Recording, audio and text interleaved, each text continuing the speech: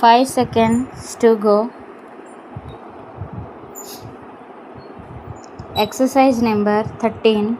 Start.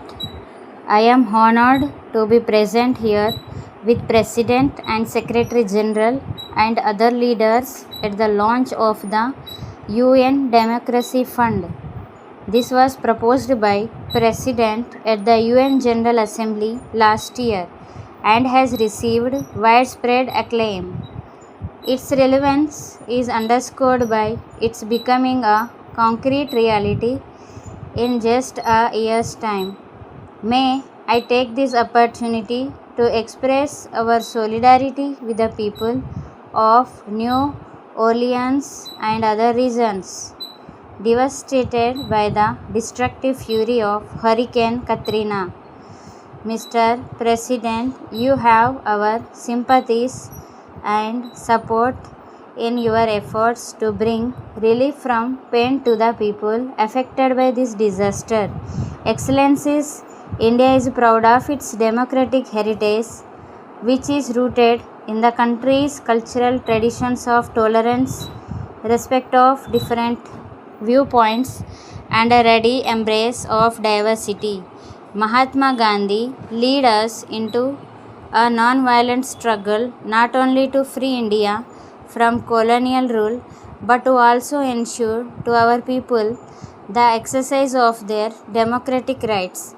To him, it was clear that the end to colonial rule would mean very little unless the broad masses of the people of India were empowered with democracy.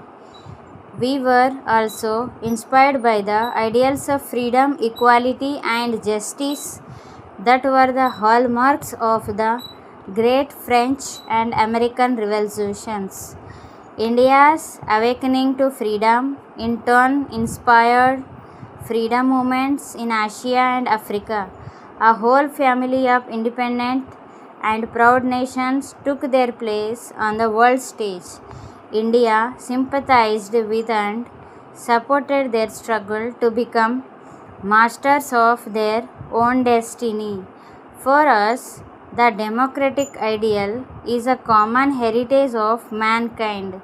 Those fortunate to enjoy its fruits have a responsibility to share its benefits with others. Next para.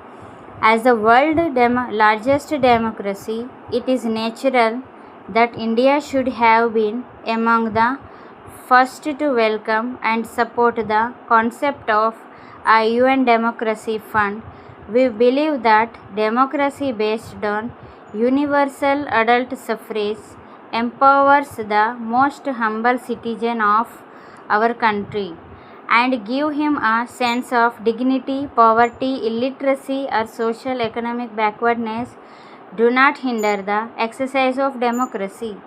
Quite the contrary, our experience of more than 50 years of democratic rule demonstrates how democracy is a most powerful tool to successfully overcome the challenge of development. But most of all, democracy alone gives the assurance that the developmental aspirations of the poorest citizens of our society will be taken into consideration by such programs. Next para. I bring the best wishes and felicitations of the people of India to this August Assembly meeting in its historic 16th session. India has a special regard for the United Nations. The ideals of the UN run parallel to our own civilizational ethos. This is the ancient Indian concept of Vasudhaiva Kutumbakam, or the whole world is one family.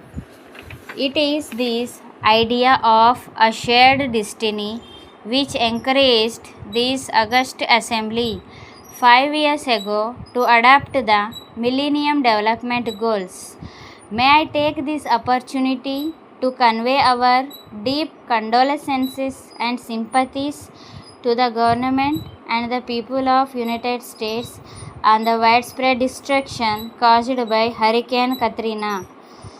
At the turn of the century, there was growing recognition that the contemporary challenges of pandemic diseases, environmental depredation, and terrorism demand a global response. At the same time, there was hope and optimism. The world community welcomed advances in science and technology, which made it possible as never before in human history to confront these challenges. We had confidence in mobilizing the collective will and wisdom of nations to herald a new era of peace and prosperity. 5 years later, we find that the internal community is generous in setting goals, slow in pursuing them. We must therefore make greater efforts to mobilize the needed sources to meet the Millennium Development Goals. This would be a wise investment for the future. Failure will only make our task in the future more difficult and more costly. Next para, we in the developing world face a dual challenge, the domestic of one managing political, economic and social change in an environment of rising expectations and growing disparities, as well as the global challenge of securing an international environment conducting to meeting our developmental aspirations. These challenges are interlinked, and a success or failure will affect us all. We welcome the agreement reached on the draft outcome document to be adopted tomorrow.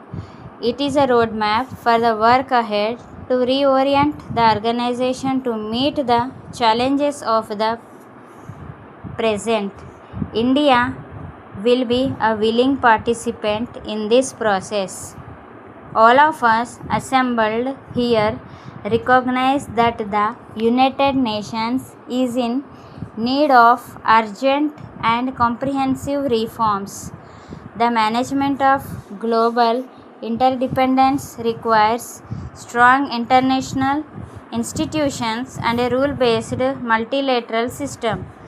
The reform of the United Nations must be based on this principle. It must include the expansion of the United Nations Security Council in both permanent and non-permanent categories of membership.